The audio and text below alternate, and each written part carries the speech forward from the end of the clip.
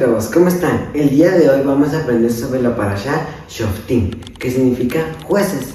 Que jueces hace referencia a que, si se acuerdan, en parashás pasadas, cuando Yitro, el suegro de Moshe, vio que Moshe estaba muy estresado y atareado por tantos casos que venían en el pueblo, porque recordamos que Moshe era el que tenía que decir si era culpable o no por ciertos casos que le venían del pueblo. Yitro le dijo: ¿y por qué no designas jueces para que te ayuden a repartir como los casos, los problemas? Y Moshe dijo: sí, va, qué buena idea. Entonces hoy le está recordando al pueblo como él asignó 70 jueces. Muy bien, amigos. Estos 70 jueces, dice el Midrash, que se dividieran en diferentes partes. Por ejemplo, en ciudades donde había menos de 120 habitantes, en el templo, en el tiempo del primer templo, en ciudades donde había menos de 120 habitantes, ponían a 3 jueces para solucionar problemas de economía o algo así, pero no problemas de vida o muerte.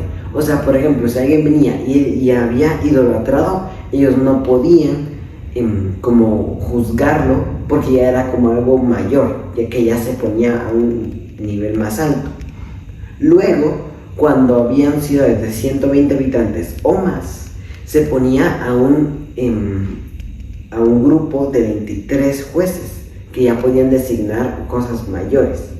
Y luego, en Jerusalén, la ciudad donde estaba el primer templo, ya estaba el Gran Sanedrín, que es el de 71 jueces, 70 jueces y el cabeza de jueces, el sumo sacerdote. Recordemos, amigos, que esto es Midrash, no se sabe si así era, pero se supone y se dice que así podría haber sido. Los jueces tenían que ser justos, tenían que saber la Torá y tenían que ser sabios, inteligentes. Esto es muy importante porque recuérdense que de los jueces dependía muy posiblemente la vida de una persona, y si ellos juzgaban mal, esa vida quedaría en sus manos. Entonces es muy importante que el juez supiera qué hacer. Un ejemplo que la Torá nos recuerda es que si nosotros cometemos idolatría, tenían que haber 2 testigos al menos que vieron la idolatría. Tenían que llegar y decirle a los jueces: no, hombre, fíjate que fulanito estaba adorando a Dios, ¿saben qué? Y entonces ya venían los jueces, decían: sí, porque fulanito ya tenía como tendencia a hacer tal y tal y tal, entonces yo sí, lo declaro culpable. Bueno, pobre fulanito ya. Muy bien, eso, la idolatría, es no el peor, pero uno de los peores pecados que uno puede cometer, amigos. Y está condenado a muerte. Obviamente, ahora, si uno hace idolatría, no va a venir el Sanedrín, unos testigos, a pegarle un piedrazo a uno. Pero sin embargo, amiguitos, no lo debemos hacer, porque aunque no muramos materialmente, moriremos para el eterno. ¿Y qué significa esto? Que significa que si nosotros cometemos idolatría, el Eterno nos mandará maldición, y para nosotros ya no seremos de su pueblo, ya no nos va a desechar y nos va a dejar ahí donde caigamos. Entonces, recuerden, amiguitos, si quieren recibir la bendición del Eterno y seguir con él, no cometan ningún pecado, porque ni siquiera el más mínimo también cuenta. Ningún pecado de la Torá, y sean justos, amiguitos. Pero bueno, el punto es de que cuando el juez lo declaraba culpable, lo tenían que apedrear. Primero los 2 testigos le daban piedras y se las tiraban. Y si no moría, ya venía todo el pueblo a matarlo y ya tenía que morir. Eso es muy importante, amigos. Tenía que morir, porque la Torá dice que hay que sacarlos, hay que eliminarlos, porque es lo peor que puede haber y ya no es del pueblo. Y de hecho, la idolatría se causó porque, como el pueblo en la conquista de la tierra prometida no mató a todos los pueblos, esos pueblos empezaron a hacer influencia para el pueblo de Israel. Entonces, luego de eso, el cuerpo apedreado lo tenían que colgar en la ciudad en donde se le vio cometiendo el pecado. Esto es muy importante porque significa que, imagínense que yo voy así a escondidas, ¿verdad?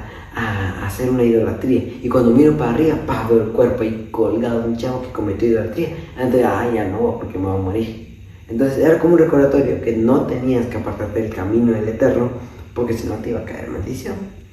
Y una pregunta y una cosa muy importante es de que, ¿por qué primero tenían que apedrear los dos testigos? Esto es muy importante, amigos.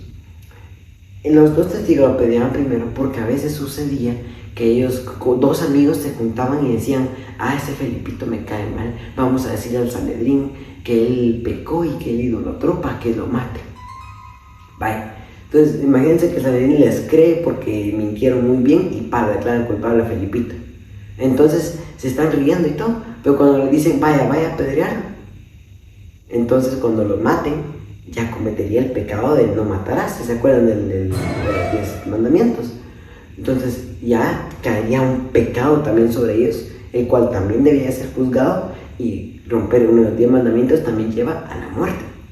Entonces, por eso es de que primero eran los dos testigos. Ahora sí, si ellos estaban bien y todo, pues no les pasa nada. Pero si era algo que lo planearon y así, pues ya tendría que ser juzgados.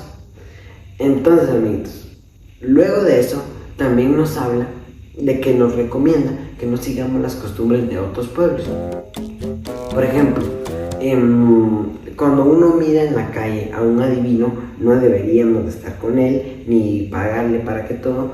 O por ejemplo, hablar con los muertos, o alguien que dice que se cuenta con los muertos. Si se acuerdan, el rey Shaul le habló a una persona así para que lo conectara con el profeta Shmuel, para que le dijera si iban a ganar una batalla o no. Muy bien, entonces eso está mal y no lo deben hacer, porque están mezclando con creencias de otras costumbres de otros pueblos, y eso está mal.